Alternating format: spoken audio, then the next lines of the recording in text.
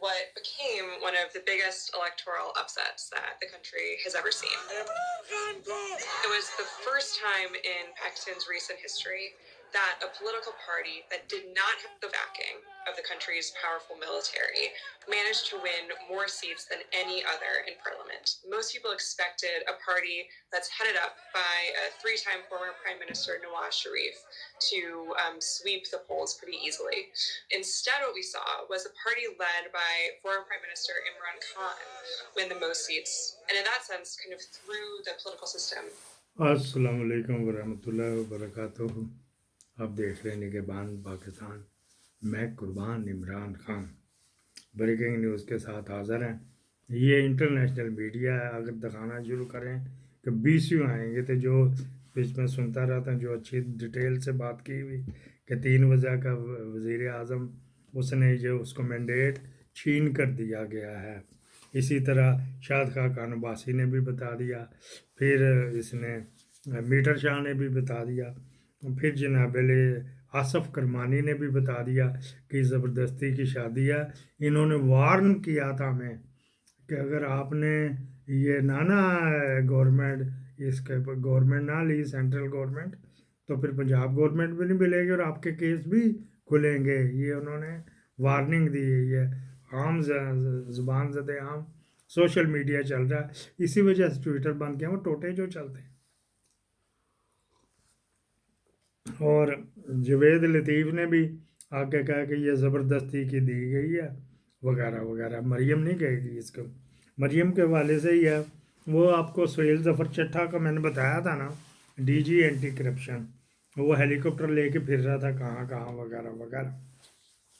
اب اور اپڈیٹ آئی کہ وہ ہیلی کاپٹر آ گیا تھا واپس سے, لیکن یہ ریسٹ ہاؤس میں اپنی جنرل رانیوں کے ساتھ عیاش کا شہباز شریف سے بھی چاہ رہا تھا کہ اپنے گھر کی بھی چھوٹی بڑی شہباز شریف کو دی ہوگی تو شہباز شریف نے اس کو لگوایا ہے نا.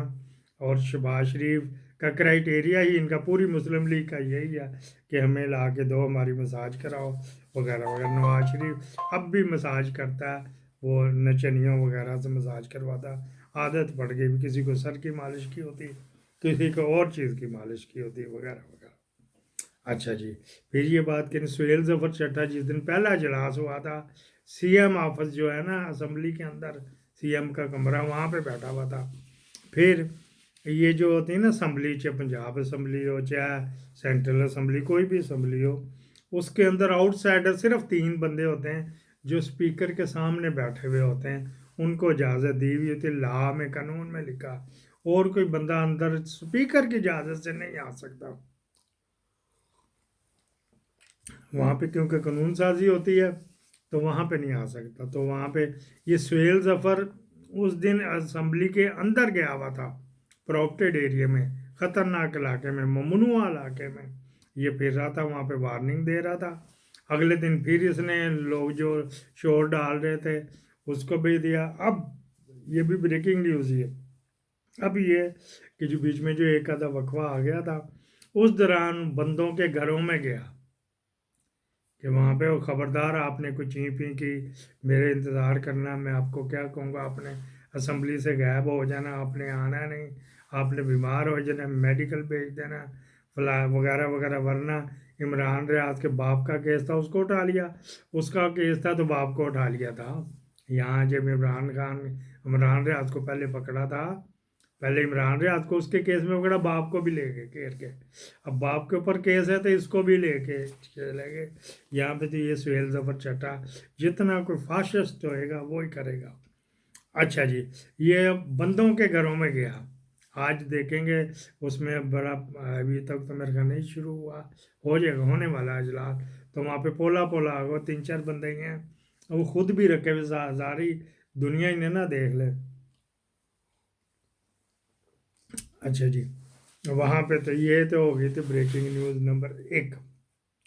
اچھا جی, پھر کیا بات ہوئی ہے جی کہ آج یہ سہیل ظفر چٹھا کی تو بتا دیں, اور بھی میرے پاس کتنے ہیں, 1 2 3 4, ہاں چلو جی اگلی کر لیتے ہیں. عرفان میمن جس کا کیس آج بھی لگا ہوا, توہین عدالت کا دوسرا کیس, اس میں اس نے جو ہینکی پینکی کی تھی بابر ستار نے دے دیا, لیکن یہ ڈی بی میں بھی کیس چلا گیا, وہاں پہ شاید ریلیف مل جائے. اتنی لمبی بابر ستار, میں نے کہا نا سی آئی اے کا ایجنٹ ہے گا, اتنی لمبی تاریخ تیری مان تیرے باپ کا, تو نے 1 تاریخ دی, تو فٹافٹ فیصلہ کر, اس نے کیا تو اس کو سزا دے, نہیں کیا تو اس کو چھوڑ پڑے.